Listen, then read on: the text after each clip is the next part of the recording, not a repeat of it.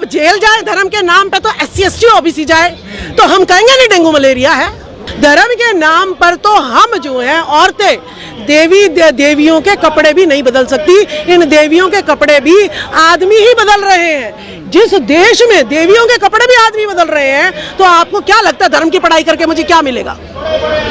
कुछ नहीं मिलने वाला धर्म को। क्या मिलेगा मुझे बताओ कि जहां पर देवियों के कपड़े, जब देखिए आप क्या मानसिकता इस देश की है कि औरत का कपड़ा एक आदमी जो है ना पहना रहा है, तो इसीलिए मुझे लगता है इनमें इतनी दबंगता आ गई है कि औरत के कपड़े कभी भी उतार दो। इसीलिए मणिपुर का कांड हुआ था। अगर ज्योतिबा फुले जी ना होते तो आज मैं पैरों की जूती थी, आज मैं इतना लंबा घूंघट ओढ़ के मुझे जो है घर की सीमा भी क्रॉस करने की इजाजत नहीं थी। ठीक है, तो मैं जो है जो देखिए ये राजघराने की राजमाता है जितेश्वरी देवी, इसने बहुत बड़ा सवाल उठा दिया है जितेश्वरी देवी ने कि हमारी राधा रानी के कपड़े पुजारी जो है चेंज कर रहा है, तो ये बहुत शर्म की बात है। मार के बाहर निकाल और उनको धक्के दे के बाहर निकाल दिया गया है। और एक जो बाबा है वो नाई समाज को कहता है चल नौवे चल बन जो है मुर्गा बन। ये क्या है?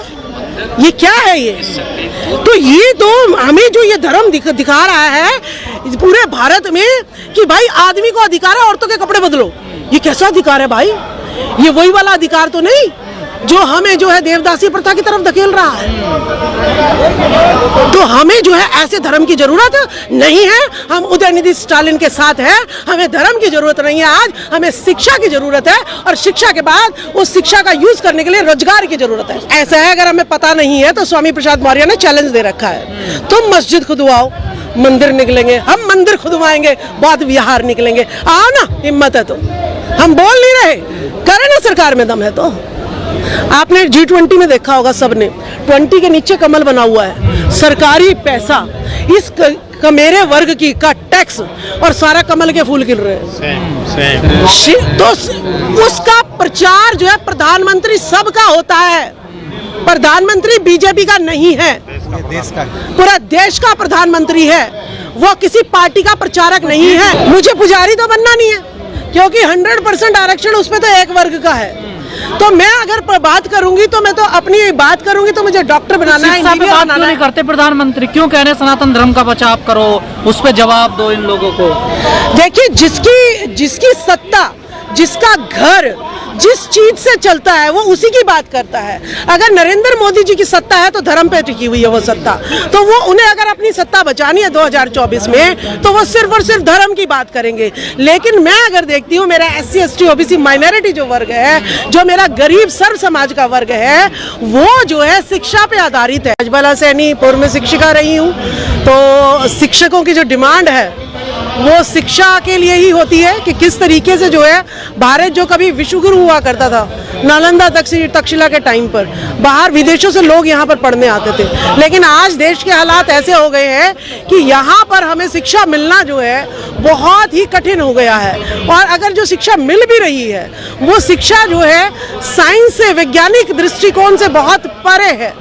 और इसका जो है निजीकरण, प्राइवेटाइजेशन जो है जिस तरीके से करा जा रहा है, तो ऐसा लग रहा है कि शिक्षा तो एक अपराध है, इसको जितना महंगा करोगे तो उतना अच्छा रहेगा। ये भारत के जो न्यू एजुकेशन पॉलिसी 2020 के तहत हम देख रहे हैं कि शिक्षा जो है, राइट टू एजुकेशन जो है सबका अधिकार है और फ्री में जो है एजुकेशन अच्छी क्वालिटी वाइज अच्छी जो है एजुकेशन जो है फर्स्ट टू आपको 12th तो मिलनी ही चाहिए। लेकिन इस देश में तो एजुकेशन का सबसे ज्यादा प्रहार जो है वो सरकारें करती आई हैं। जब महात्मा ज्योतिबा फुले थे तब तो जो है औरतों को 50% जो आबादी है भारत की उसको पढ़ने का ही अधिकार नहीं था। किसी तरीके से सावित्रीबाई फुले और शेख फातिमा जी जो है शिक्षा की क्रांति जो है जगाती हैं, हमें शिक्षा का अधिकार मिलता है। लेकिन उसके बावजूद भी ये ऐसी प्लानिंग करते हैं मनुवादी, इस तरीके की सोच ये रखते हैं कि इनकी शिक्षा को कैसे हम जो है तरोड़े मरोड़े, इनके इतिहास को खत्म करें, वैज्ञानिक दृष्टिकोण को इनमें ना पनपने दें। तो न्यू एजुकेशन पॉलिसी 2020 इसी का जीता जागता उदाहरण है। और आपको मैं बता दूं, आज BA करना भी बहुत मुश्किल हो गया है क्योंकि कॉमन यूनिवर्सिटी एंट्रेंस टेस्ट जो रखा है इन्होंने, सबसे पहले तो नो डिटेंशन पॉलिसी लेके आए। नो डिटेंशन पॉलिसी क्या थी? नींव ही कमजोर कर दो, 1 से लेकर 8वीं तक बच्चा पास हो जाएगा, चाहे उसे कुछ आता है या नहीं आता है। तो यहाँ पे शिक्षित करने पे जोर ना देकर साक्षर करने पे जोर ज्यादा दिया जा रहा है। जब बच्चे की नींव ही नहीं होगी तो आप कहाँ से उसकी इमारत खड़ी करोगे? 9वीं में आके बच्चे कंपार्टमेंट में, क्योंकि हमारी 6 बहनें थी, मैं अगर नहीं पढ़ती तो मैं भी आज किसी घर में बर्तन मांज रही होती या किसी खेत में काम कर रही होती। लेकिन मैं जो है पढ़ी तो आज मैं जो है अफसर बनने के लायक हूँ, टीचर बनने के लायक हूँ, प्रोफेसर बनने के लायक हूँ, MP बनने के लायक हूँ, राष्ट्रपति बनने के लायक हूँ, प्रधानमंत्री बनने के लायक हूँ। तो मैं धर्म के नाम पे मुझे क्या मिल रहा है? देखिए, सरकार तो चाहती है, मैंने कहा कि ज्योतिबा फुले के टाइम पर भी जो है पढ़ाई का जो है बिल्कुल भी वो नहीं था।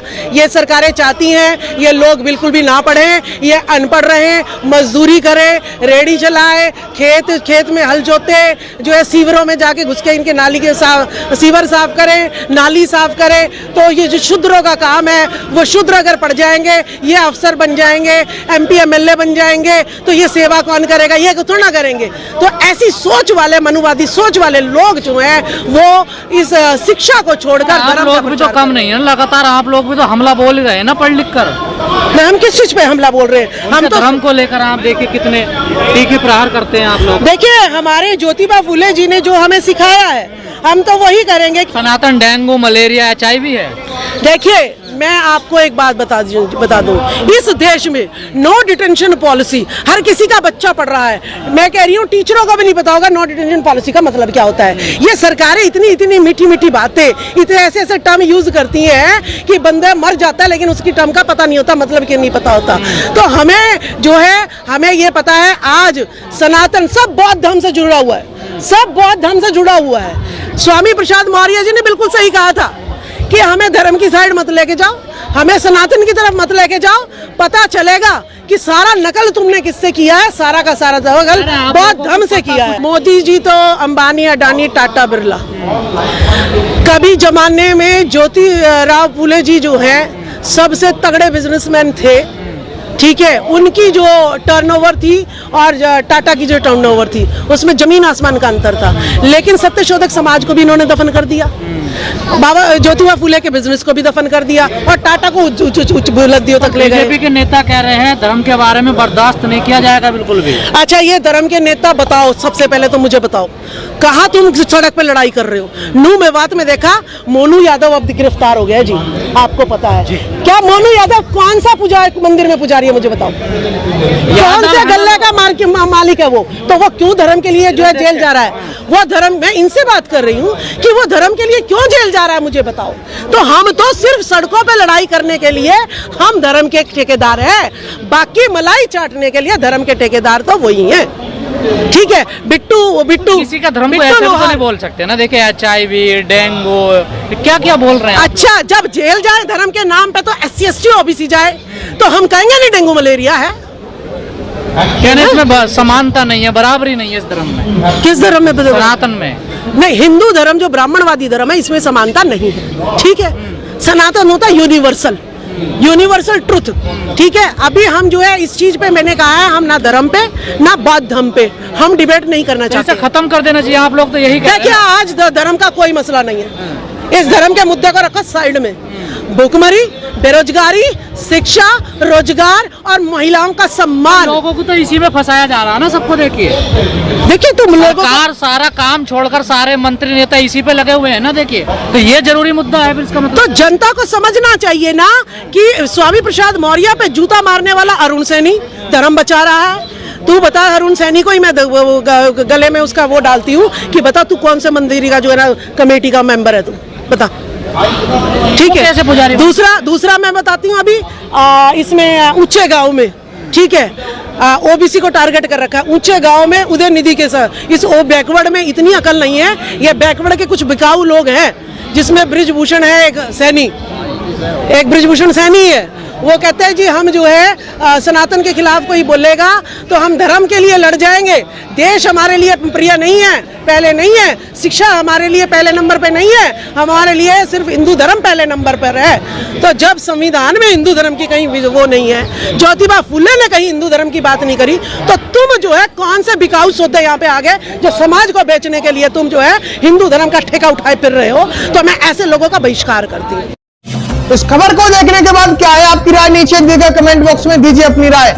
ऐसी तमाम बड़ी खबरों को देखने के लिए जुड़े रहिए हमारे साथ। खबर अच्छी लगे तो लाइक कीजिए और शेयर कीजिए, और हाँ, चैनल को सब्सक्राइब कर घंटे वाली बटन को दबाना ना भूलिए। फिर आते हैं आपके बीच कुछ खास खबरों के साथ। तब तक के लिए नमस्कार, जय भीम।